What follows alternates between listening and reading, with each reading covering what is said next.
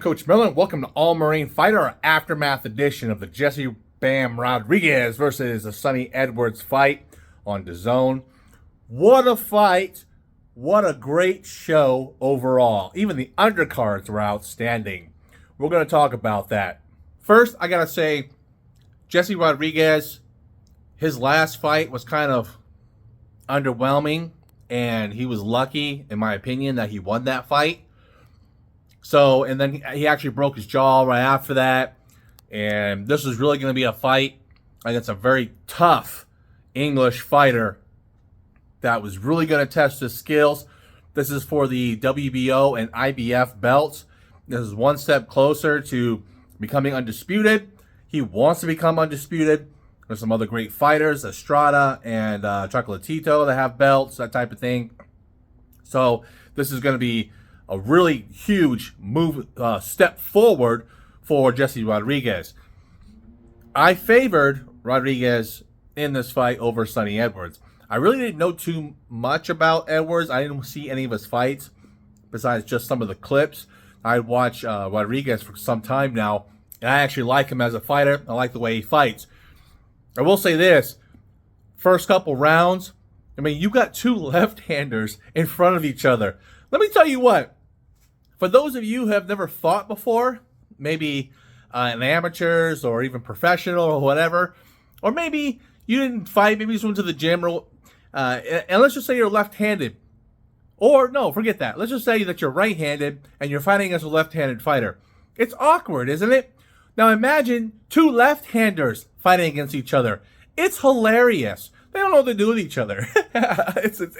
Anyways, you know, my goodness. But both of these fighters are extremely skilled. I will say this, that Bam left himself open to way too many shots. Way too many shots. That lead hand of his, too many young fighters, I keep saying this, I know it's a broken record, but too many young fighters have to go in with their hands down. He's fast, but he ain't that fast. He caught way too many shots. And don't get me wrong, Edwards got busted up pretty good. By round 3, his eyes were already starting to swell up a little bit.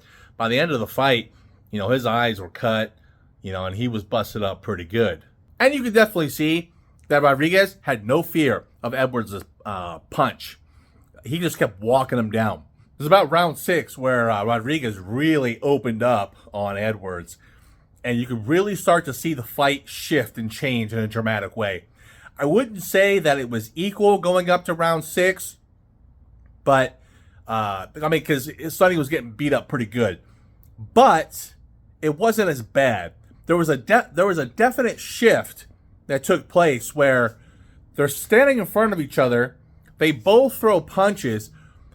Rodriguez slips the punch and then throws a counter left right back, catches Edwards square on the jaw and rocks him. And that constantly sent him backwards. Complete total shift. So much so that coming up into round 10, it was just a done deal. Really, the fight could have been stopped a little bit earlier. Rodriguez nails him, drops Edwards for the first time in his career, and he gets up. He's all wobbly-legged, and then the bell rings. They saved by the bell, essentially. And then they wave the fight off in the corner. This was a huge win for Rodriguez. I can't wait to see him unify, get that third belt, that third strap. I think they're looking to Estrada next. We'll see what happens. But I'm really excited for this kid's career. I've been watching him for a couple years now, and we'll see what happens next.